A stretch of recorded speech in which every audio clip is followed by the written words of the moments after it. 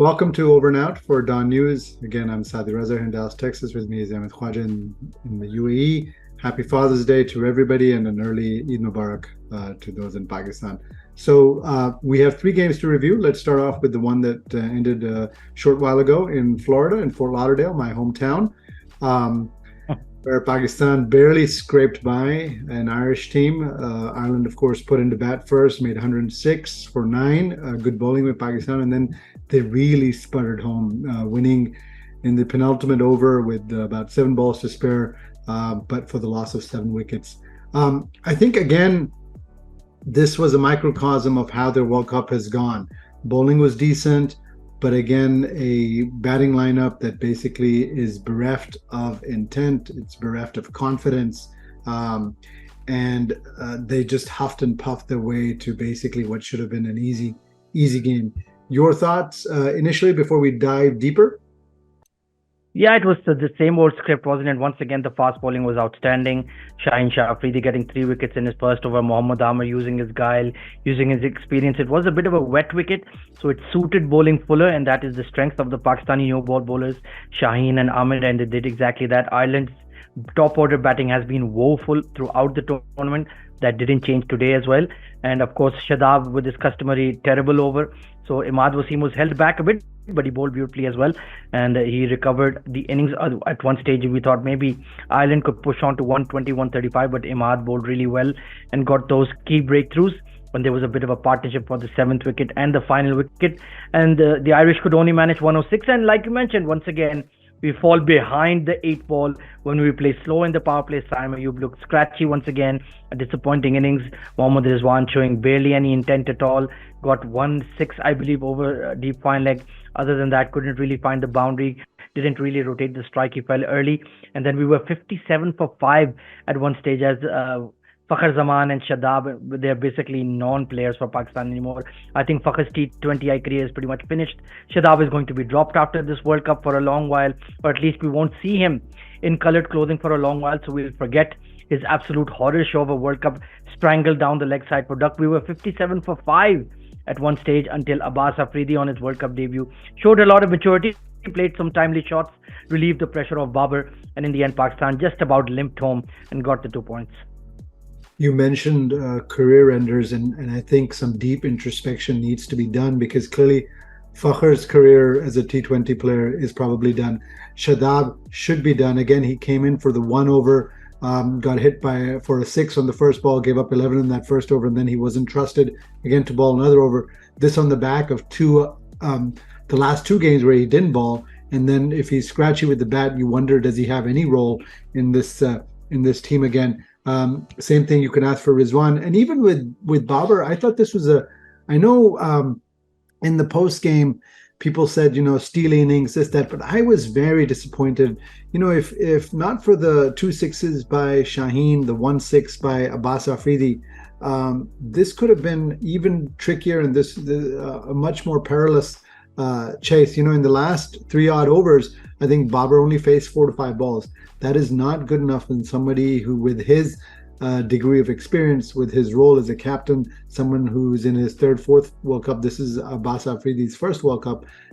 Hats off to him. Hats off to Shaheen. Again, it's galling that Shaheen ended up with more 6s in this T20 World Cup than Babar, who bats the bulk of your power play.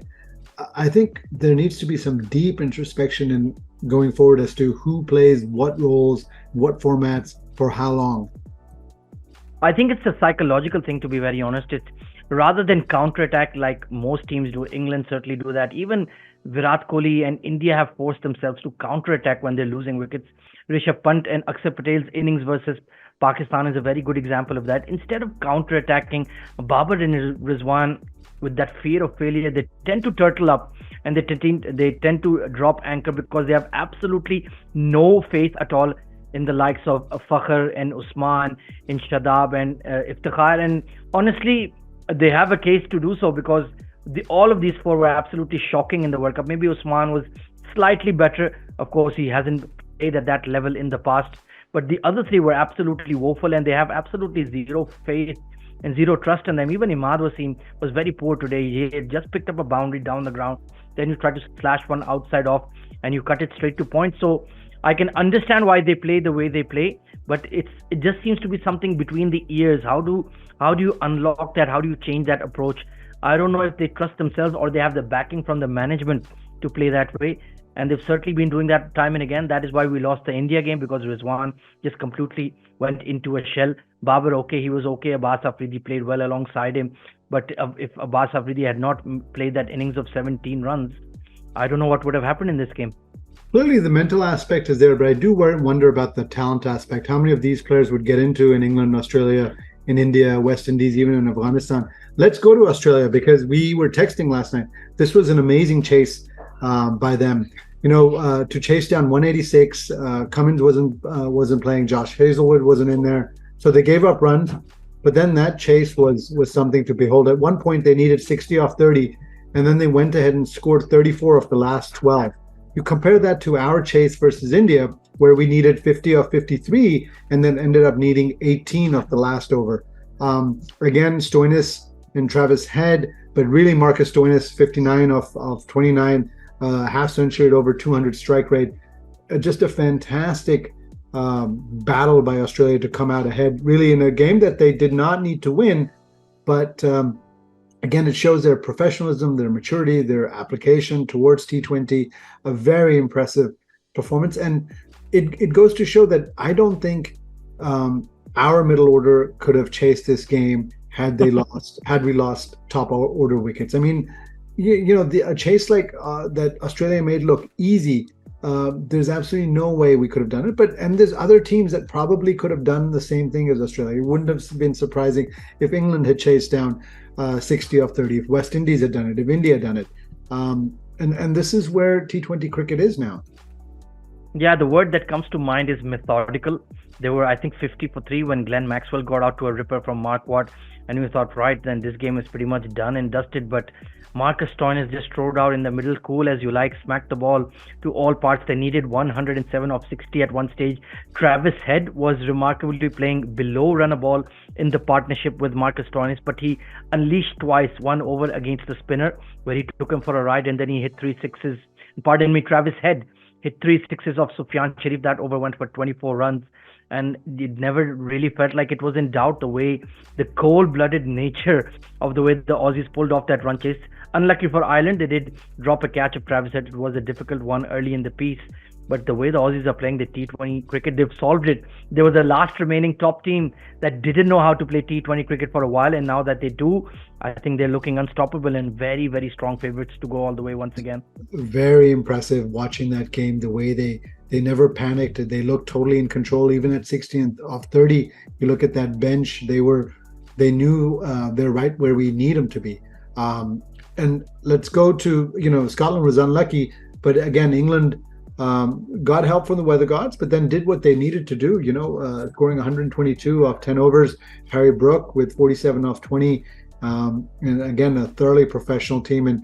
And this Super 8 should be fun. There's a lot of good teams in the Super 8, Afghanistan, England, obviously India, Australia, we've spoken about, the West Indies. It's a wide open tournament. It is interesting. I do disagree with one thing in the ICC with the preceding the teams, because you have 3 teams in one group who topped their group in India, Australia, and Afghanistan in one group, which is a bit unfortunate. I think they shouldn't have done that. I know they do that for TV times and so on and so forth, but maybe something to tweak as we move ahead.